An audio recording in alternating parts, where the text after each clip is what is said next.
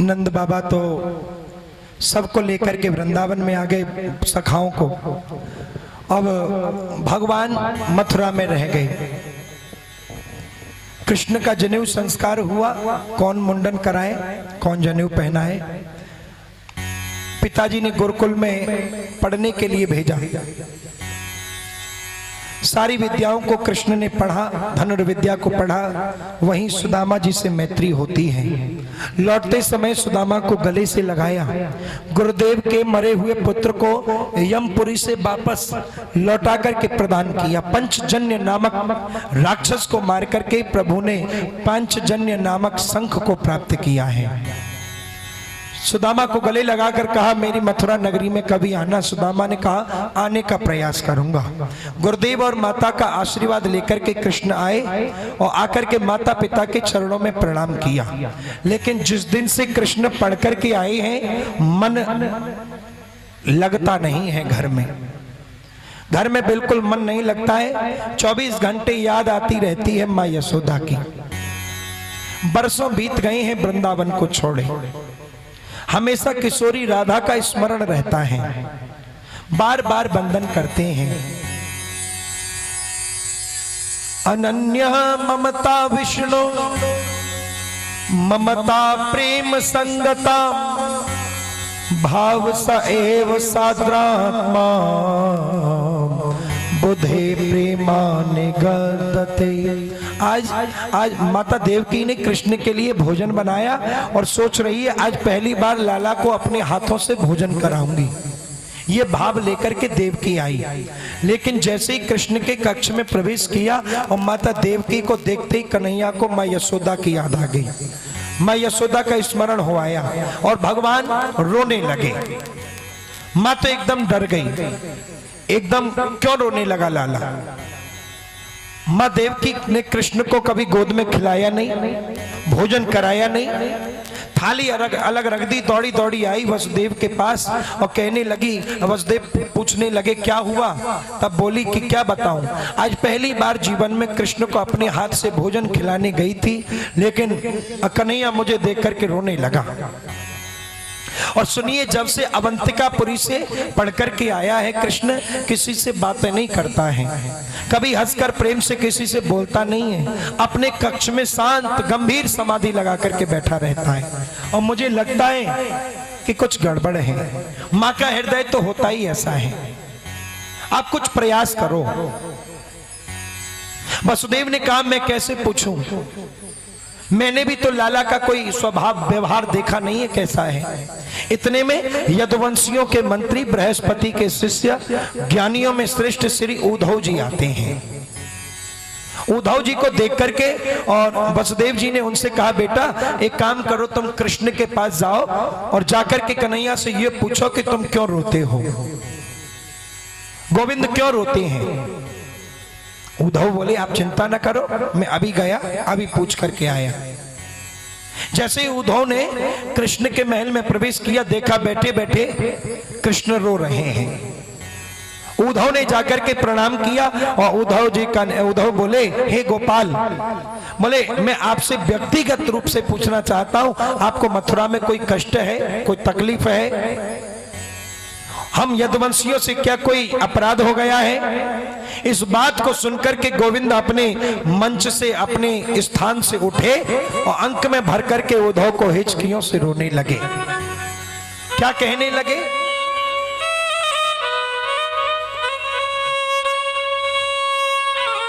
रोने लगे और बोले कि उद्धव मोहे ब्रज बिसरत ना। मैं 1000 बार भी प्रयास करूं, उद्धव ब्रज को भुला नहीं पाता।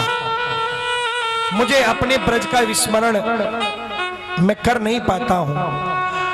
हंस सुता को सुंदर कर लब, हंस सुता को सुंदर कर लब और कुंजन की छाही कि उद्धव मोहे ब्रज बिसरत नाही। जब ही सुरत आवे वा सुख की, ब्रज के सुख की स्मृति मुझे होती है तो लगता है मेरे प्राण सुरक्षित क्यों हैं। उद्धव में रोता इसलिए हूं कि निर्मल मन के अंतःकरण वाले ब्रजवासियों के साथ मैंने कितना बड़ा धोखा किया कि खाते पीते, उठते बैठते, नाचते गाते, हर परिस्थिति में वो मुझे चाहते थे। गोकुल का इतना बड़ा वैभव नंद बाबा ने पल भर में छोड़ दिया मेरी खुशी के लिए। मैं जरा सा दूध कम पीता था तो सारे वैदों को मैया बुला लेती थी। मेरे लाला ने आज दूध कम पिया है। अरे उद्धव, जब मैं मुरली बजाता था तो हजारों गायें मुझे घेर करके खड़ी हो जाती थी और वो हजारों बछड़े पूंछ उठा करके दौड़ते हुए मेरे पास आते थे और वो मानो मेरी ओर देख करके कह रहे हो कि बजानी क्यों बंद कर दी, और बजाओ और बजाओ और बजाओ। ऐसा कहना चाहते हो। और उद्धव, मैं इन गोपियों का सर्वस्व हूं। किशोरी राधा की मेरे ऊपर महती कृपा है। मैंने इतना बड़ा अन्याय किया कि चलते समय मैंने यशोदा जैसी महान तपस्वी मां को झूठ बोल दिया कि मैं परसों आ जाऊंगा। मां रोने लगी तो मैंने कह दिया पल भर में कि परसों आ जाऊंगा, लेकिन इतना समय हो गया। अच्छा उद्धव, एक बात बताओ, क्या जब मुझको उनकी याद आती है तो क्या वो लोग भी मेरी याद करते होंगे? यदि वो लोग मुझे याद नहीं करेंगे तो मुझे उनका स्मरण क्यों होता है? एक काम करो उद्धव, तुम जो है वृंदावन चले जाओ, एक बार मेरे ब्रज मंडल में जाओ। नंद बाबा, मैया यशोदा, समस्त प्रेमी सबको जाकर के मेरा समाचार सुना करके आओ। उद्धव ने टेढ़ी नजर से गोविंद को देखा और बोले, वाह कन्हैया, याद आ रही है तुम्हें ब्रज की? अरे परम ब्रह्म को याद आ रही है? ये ब्रजमंडल की? अरे मैं अगर समाचार लेकर के जाऊंगा, बृहस्पति का शिष्य, यदुवंशियों का प्रवर मंत्री, जब आजहत लक्षण का जब निरूपण करूंगा वेदांती भाषा में, तो क्या समझेंगे बेचारी है वो ग्वारी है, वो गवार, वो ब्रजवासी मेरी भाषा को क्या जान पाएंगे? कृष्ण बोले, अरे इतना अभिमान! जिन गोपियों ने परम ब्रह्म को उंगली पर नचाया उन्हें उद्धव ग्वालिन कहता है, ग्वारी कहता है। भगवान बोले, कोई बात नहीं उद्धव, तुम एक काम करो, जाओ तो सही, थोड़ी सरल भाषा में कहने का प्रयास करना।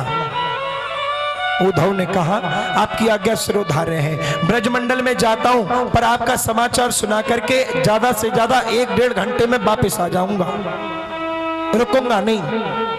भगवान ने कहा, तुम जाओ तो सही, जाओ। और सुनो, ऐसे ही मत जाना, मेरी काली कामर को ओढ़ करके जाना, और हमारे जिस रथ में मैं आया था उस रथ को लेकर के जाना, क्योंकि जो ब्रज के जो सखा हैं, जो गोपियां हैं, जो माता यशोदा है, जो ब्रजवासी हैं, वो मेरे सिवाय और किसी को देखना पसंद नहीं करते हैं। इसलिए जैसा मैं हूं वैसे जाना, ठीक है? उद्धव ने रथ सजाया, प्रेम की नगरी वृंदावन की ओर चल पड़े। प्रेम की नगरी वृंदावन, वात्सल्य की नगरी वृंदावन, प्रेम का सागर जहां बहता है। यहां आचार्य सुखदेव कहते हैं, राजन, जिस दिन से कृष्ण वृंदावन छोड़कर गए हैं, उनके मित्रों की परिस्थिति कैसी बन गई है कि ये छोटे छोटे ब्रजवासी रोज यानी कि मार्ग में, रास्ते में आकर के, गांव से वृंदावन के मार्ग में आकर बैठ जाते हैं। सोचते हैं अभी कन्हैया नहीं आया, दोपहर को आ जाएगा, दोपहर को नहीं आया, शाम को आ जाएगा, शाम को नहीं आया, सुबह आ जाएगा। ऐसे करते करते और बरसों बीत गए, लेकिन भगवान नहीं आए। इसी आस में कब जल्दी हो, सुबह हो, कब हम जाएं, मार्ग में द्वार पर जाकर के फिर बैठे, नित्य की भांति रोज बैठ जाते। आज अचानक एक रथ आते दिखाई दिया, एक सुंदर रथ आते दिखा, रथ की ध्वजा चमकी। अब ब्रजवासी दौड़ पड़े। कि कन्हैया आ गया, लाला आ गया।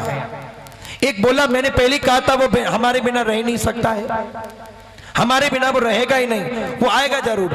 और कैसे रहेगा? जब हमको याद आती है तो उसको भी याद आती होगी। सब ब्रजवासी दौड़ पड़े और जैसे ही उद्धव का रथ आया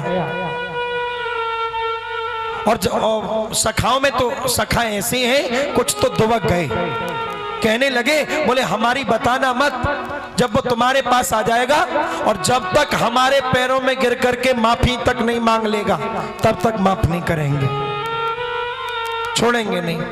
कहेंगे कि तू परसों की कह गया था, इतना समय लग गया। जब तक क्षमा याचना नहीं कर लेगा तब तक छोड़ना नहीं है उसको, कन्हैया को। सब ब्रजवासी दौड़ पड़े कृष्ण से मिलने।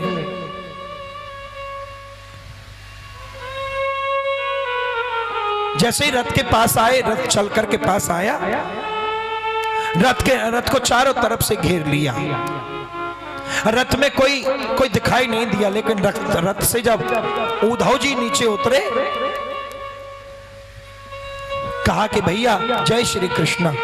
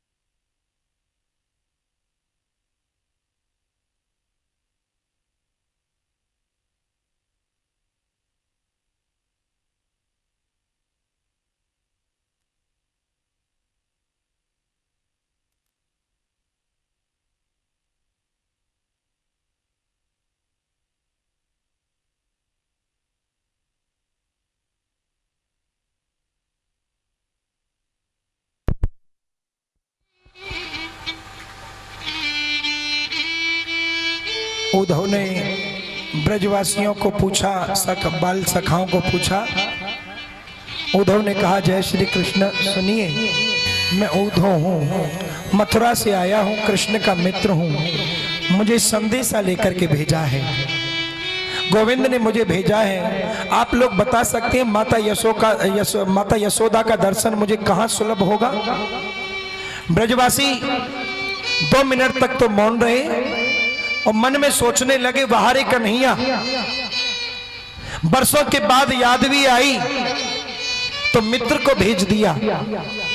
उद्धव ने कहा आप लोग अन्यथा मत समझिए, मैं सत्य कहता हूं, आप लोगों का स्मरण कन्हैया को होता है, इसलिए तो गोपाल ने मुझे भेजा है आपके पास।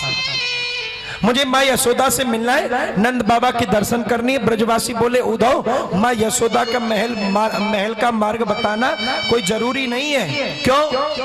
क्योंकि जो ये सामने आपको जो पानी आता दिखाई दे रहा है, ये पानी नहीं है, ये गोपियों के नेत्रों की, माँ यशोदा के नेत्रों की, नंद बाबा के नेत्रों की ये आंसुओं की लड़ी लगी हुई है। आंसू बह रहे हैं, झर रहे हैं, ये वही पानी है। अब कोई साथ जाना जरूरी नहीं, बस इसी पानी के सहारे चले जाओ, नंद भवन तक पहुंच जाओगे। ब्रजवासी बोले कुछ बताना विशेष नहीं। उद्धव जी चले, उद्धव जी रथ से नीचे उतरे, पहुंच करके धीरे धीरे यशोदा के महल की ओर जा रहे हैं। 85 चौक वाला नंद रानी का महल, जिस महल में कभी नाचे नंदलाल नचावे हरि की मैया, धीरे धीरे माँ ताली बजाती थी, गोविंद नृत्य करते थे। सारा जो 85 चौक हैं वो सारे हरे भरे रहते थे, सब में खुशहाली रहती थी। ब्रजवासियों ने कहा उद्धव ये विशाल महल जो दिखाई देता है ना, ये नंद रानी का है। उस महल में सामने जो माला लेकर बैठी है ये नंद यशोदा यही हैं। और सुनो भैया, 2-2 महीने हो जाते हैं इनको बिना कुछ खाए पिए। थोड़ा जोर से बोलना, इनकी श्रवण शक्ति थोड़ी कमजोर हो गई है। उद्धव ने नंद रानी के महल में प्रवेश किया और आचार्य सुखदेव कहते हैं परीक्षित जैसे ही प्रवेश किया तो नंद रानी के महल में और उनके महल के कोने कोने से कृष्ण की आवाज आती है। उद्धव जी देखते ही रह गए इस विचित्र प्रेम आकर्षण को। सामने नंद रानी माला लेकर बैठी हाथ में। उद्धव ने जाकर के चरणों में प्रणाम किया, कहा मां मैं उद्धव हूं, प्रणाम करता हूं, मैं आपको मथुरा से आया हूं, मेरा प्रणाम स्वीकार करो। जैसे ही उद्धव ने जोर से प्रणाम किया यशोदा के हाथ से माला छूट गई और चिल्ला करके बोली, अरे सुनो, धीरे बोलो, इतनी जोर से क्यों बोल रहे हो? यदि जोर से बोलोगे तो मेरे लाला की नींद खुल जाएगी। आज गोविंद को बड़े परिश्रम से मैंने सुलाया है। सवेरे से कभी माखन मांगता है, कभी चंदा मांगता है, कभी बहू मांगता है, कभी कुछ मांगता है, लेकिन बड़ी मुश्किल से मैंने सुलाया है। नींद खुल जाएगी तो फिर मुझे परेशान करेगा। उद्धव ने कहा, भगवान जिस गोविंद को मैं मथुरा छोड़ करके आया हूं और यशोदा बोल रही है कि मैंने पालनी में सुलाया है। उद्धव के ज्ञान की पहली सीढ़ी खिसक गई। मैया से बोले, माँ आप कह रही है गोविंद मुझ को छोड़ करके कहीं नहीं जाए, चलो मैं तुम्हें दिखाऊंगा। उद्धव को लेकर के माँ जैसे ही पलना के पास पहुंची धड़ाम से गिर पड़ी। रोती हुई बोली, उद्धव मैं भी कैसी पागल हूं, लाला तो मुझको छोड़ करके बरसों का चला गया, लेकिन मैं क्या करूं? ये वही पलना है जिसमें वो सोता है। गोविंद को अपने हाथ से मैं सुलाती हूँ। ये वही रसोई है जिसमें मैं उसके लिए भोजन बनाती थी, अपने हाथ से खिलाती थी। मेरा लाला रसोई के घर के द्वार पर बैठ जाता और मुझसे कहता, माँ मैया एक पकौड़ी तो मुझको दो। मैं कहती, मैं कितनी निर्दयी, मैं कहती कि नहीं अभी नहीं, पहले जय जय होगी। डांट करके भगा देती, अभी भोग लगेगा, तुझको नहीं मिलेगा। बड़ा भारी अपराध मैंने किया। आज उसी दिन का ये परिणाम हो गया कि मेरा जो भवन है वो सूना हो गया। और फिर उद्धव एक बात बताऊं, लाला की वो लीला मुझको याद है। जब कृष्ण रोटी मांगता था तो मैं रोटी तो देती, रोटी मांगी मैंने आधी रोटी दी, माखन धर करके लाला को दे दी। धूरी धरे अंग सोहत श्याम जो, धूरी धरे अंग सोहत श्याम जो, कैसी बनी सिर चूनर चोटी, खेलत खात फिरे अंगना,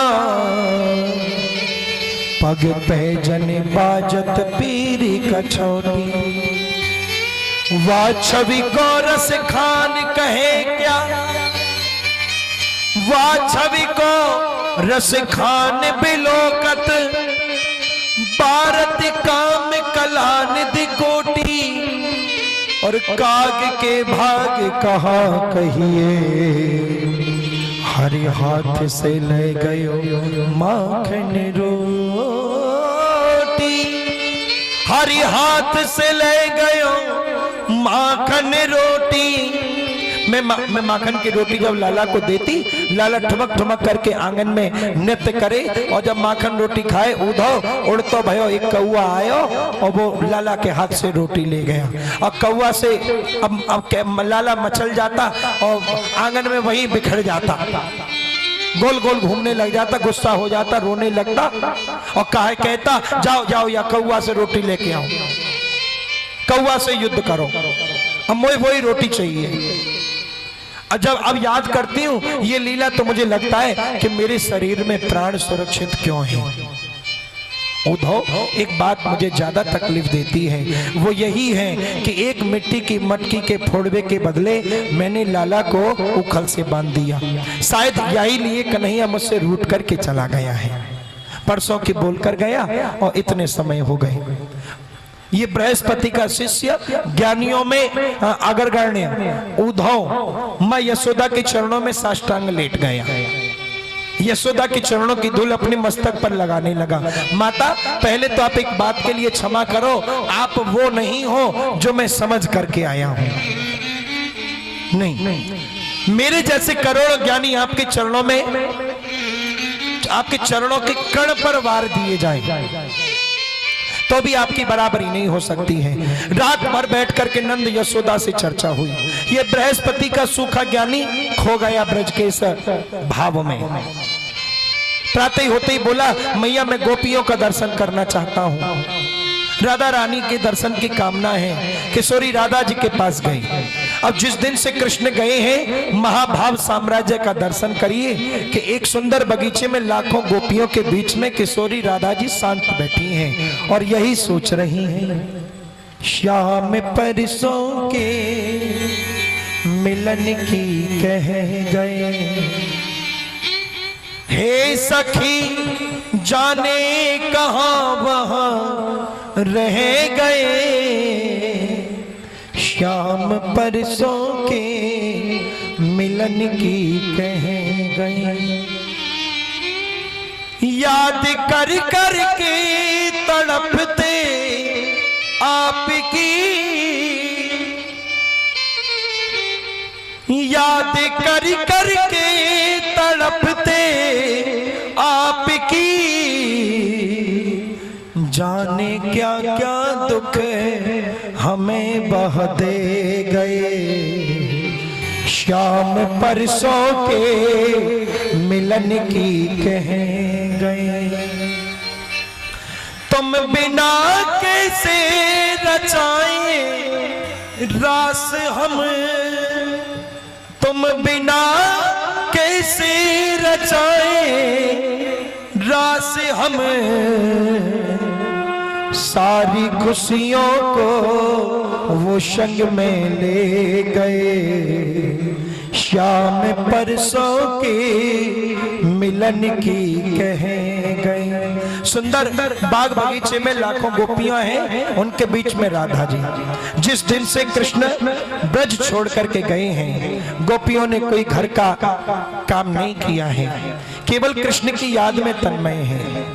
उद्धव एक वृक्ष के पीछे खड़े हो गए और मन ही मन सोचा, जब नंद रानी से बात करने लगे, जब नंद रानी से बात करने के काबिल में नहीं हूं, अपने आप को नहीं समझता हूं, तो मैं राधा जी से कैसे बात करूंगा।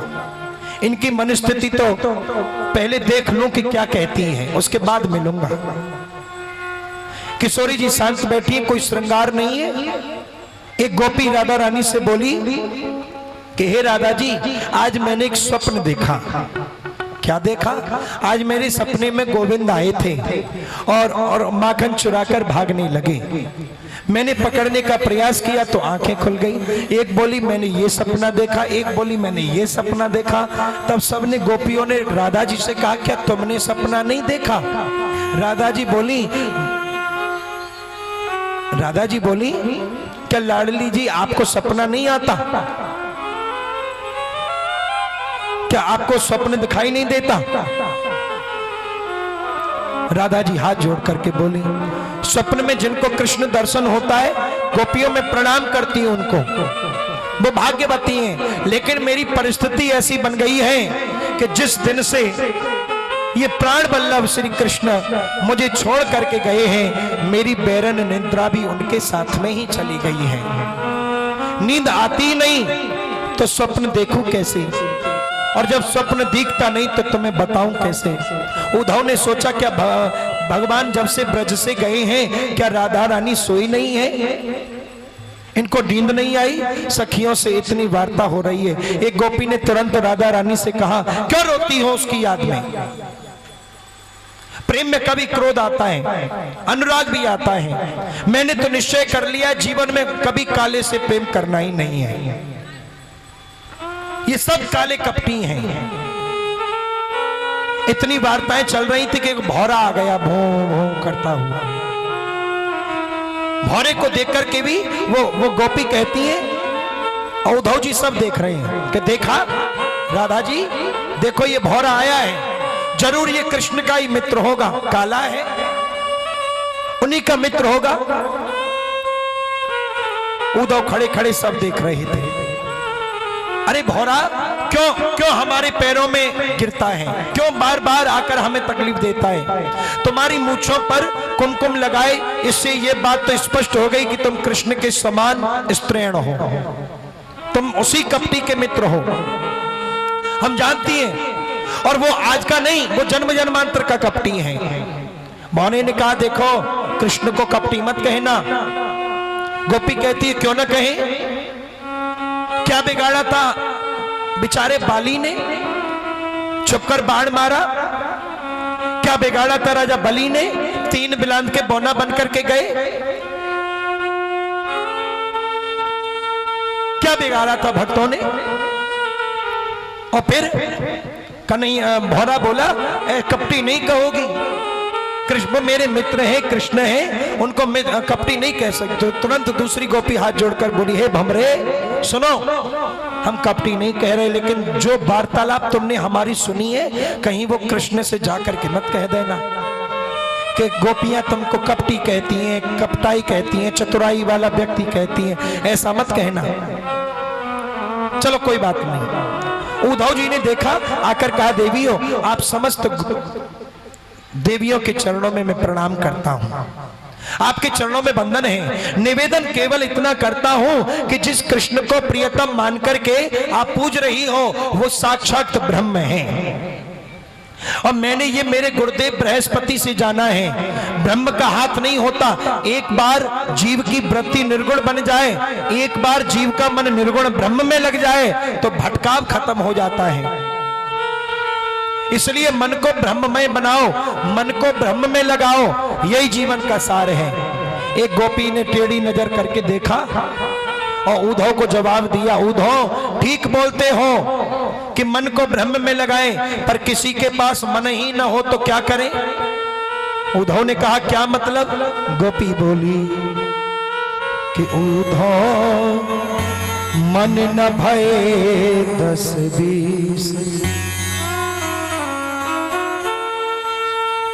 एक हो भयो वो गयो श्याम संग,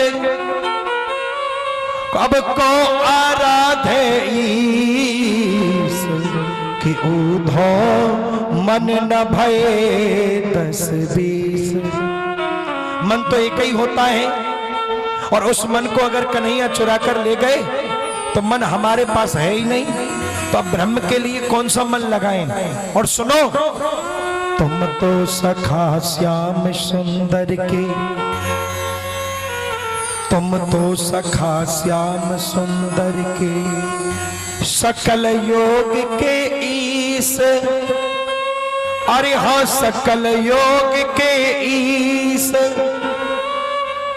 ये कहूँ भयो गयो श्याम संग को आराधे ईस। उद्धव मन न भये 10-20।